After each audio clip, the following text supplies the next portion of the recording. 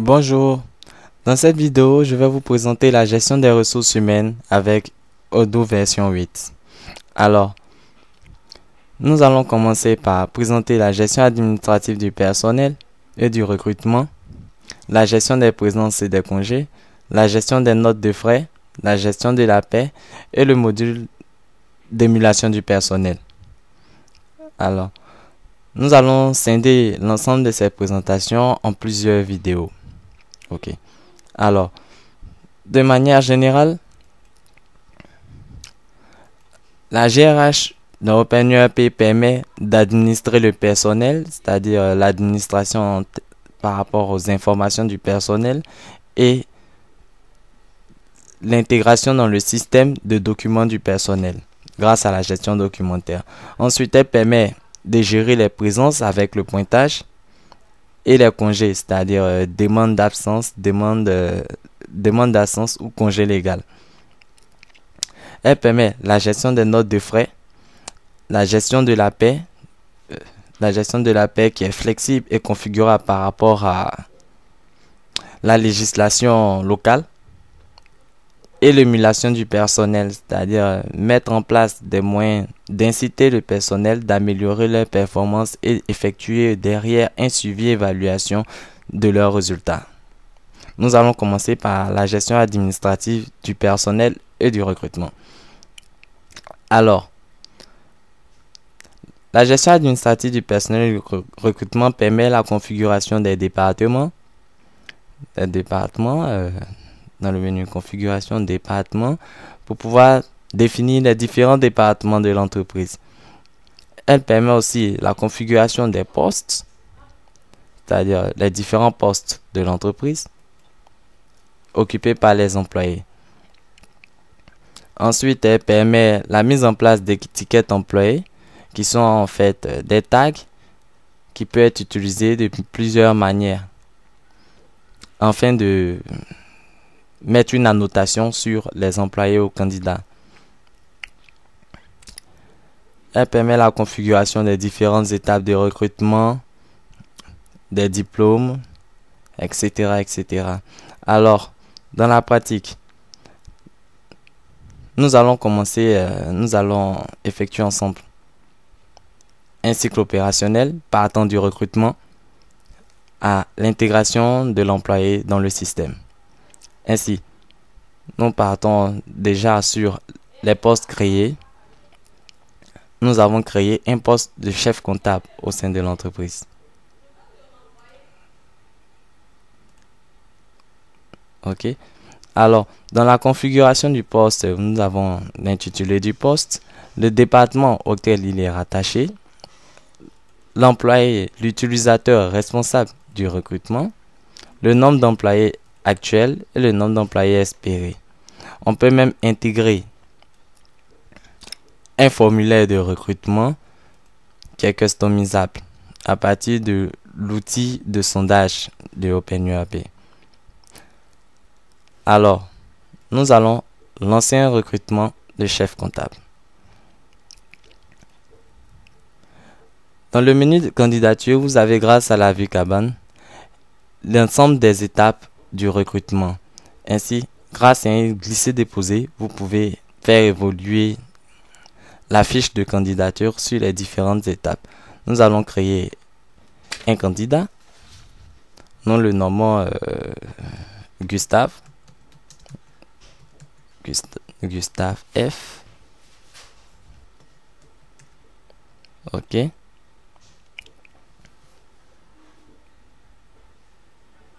Ensuite, oui, le nom du candidat, c'est en dessous. Le nom de l'application, c'est candidature au poste de chef comptable. OK. Alors, nous enregistrons ces contacts dans notre base de données de contacts.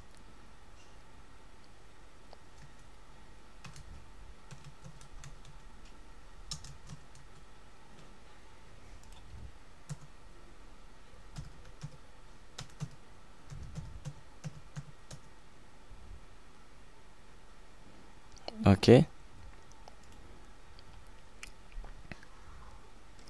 Nous avons ses contacts, le niveau d'études. Nous avons maîtrise. Le responsable, mettons des mots.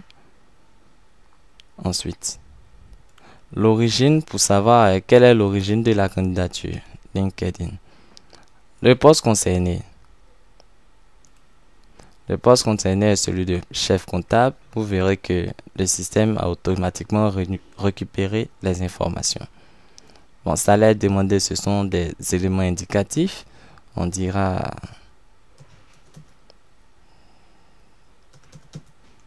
500 000, et salaire proposé 450 000 francs CFA.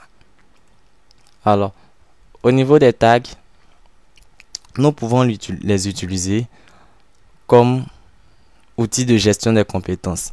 Ici, nous allons mettre le tag finance, ensuite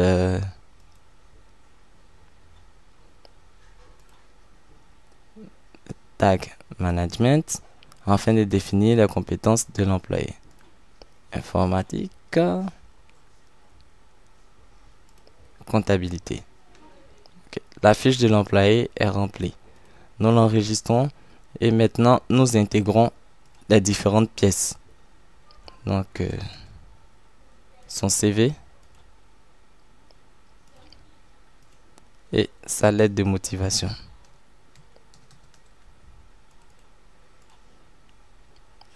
Ok. Alors, ainsi, nous avons notre fiche de candidature.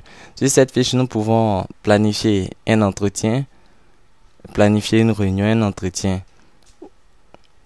qui sera géré à partir de sa fiche d'entretien. Nous pourrons ainsi sauvegarder les différents résultats des fiches d'entretien. Ok. Alors, nous pourrons le faire évoluer d'étape en étape jusqu'à la proposition du contrat. Maintenant, partons dans l'hypothèse que le Gustave F il a été recruté. Nous allons à partir de lui créer un nouvel employé. Alors, nous cliquons sur créer un employé. Alors, le système récupère automatiquement dans la fiche employé de l'entreprise les informations de base du personnel. Ensuite, nous allons en même temps vous présenter la fiche employé de OpenURP. Nous avons d'abord les informations publiques que sont l'adresse professionnelle, le numéro professionnel, la localisation du bureau, le département, le titre d'intitulé du poste et le nom du responsable et mentor. Nous pouvons même associer ou pas un utilisateur à ces fiches employées. Ensuite, le menu Goal fait partie du menu de la fonctionnalité d'émulation du personnel. Nous y reviendrons. Maintenant, dans les informations personnelles, nous avons intégré la nationalité. La nationalité intégrée, nous allons mettre Côte d'Ivoire. Le numéro d'identification de l'entreprise, le matricule. Le numéro de passeport ou la pièce d'identité. Nous pourrons même intégrer dans le système son numéro de compte bancaire. Et nous avons intégré dans le système certains champs personnalisés relatifs typiquement à l'administration et la gestion des travailleurs en Côte d'Ivoire. Nous avons le code CNPS qui est en fait le code de sécurité sociale. Nous avons le genre, l'état civil, la situation matrimoniale, le nombre d'enfants et le nombre de parts qui est aussi utilisé dans le calcul des salaires. La date de naissance, mettrons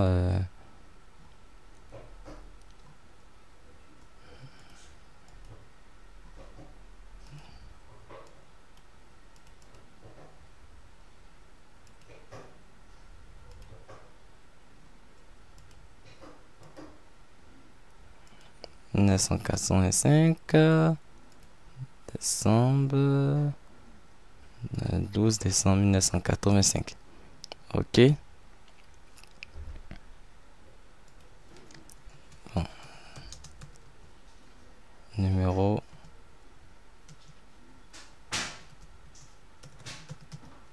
OK.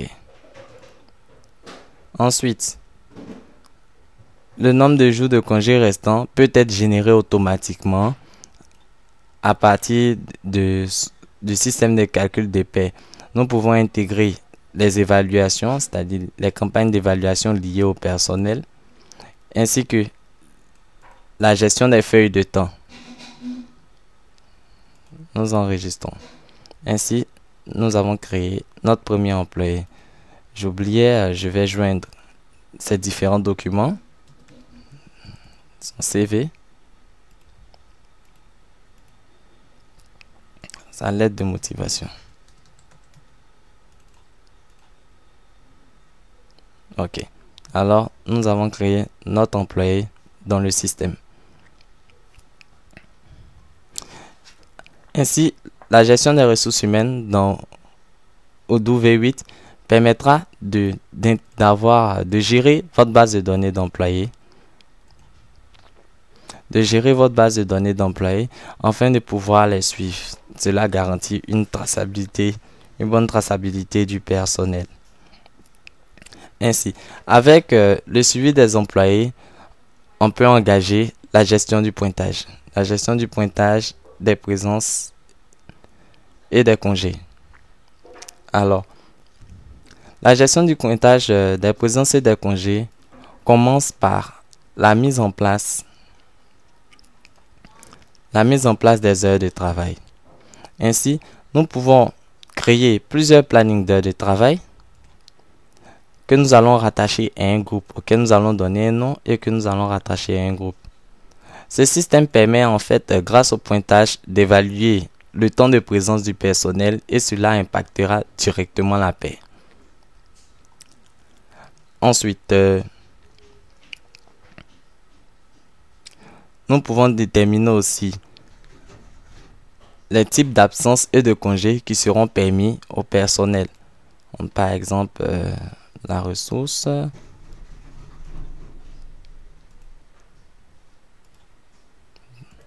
temps de travail, je peux dire maladie.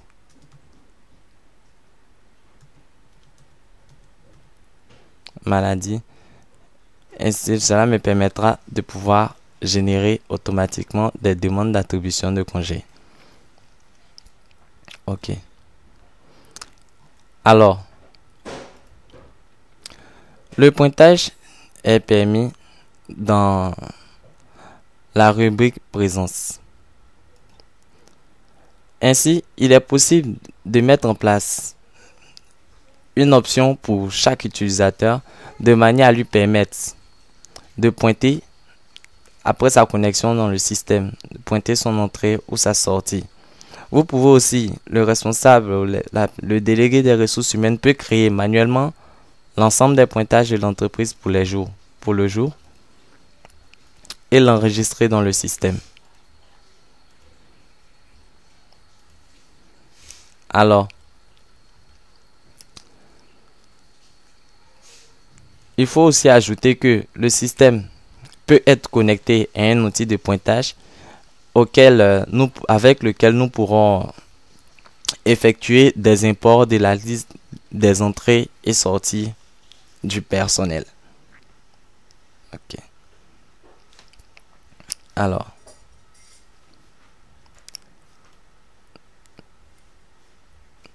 donc, il nous reste la gestion des notes de frais. La paie et l'émulation du personnel qui feront l'objet d'une prochaine vidéo. Merci.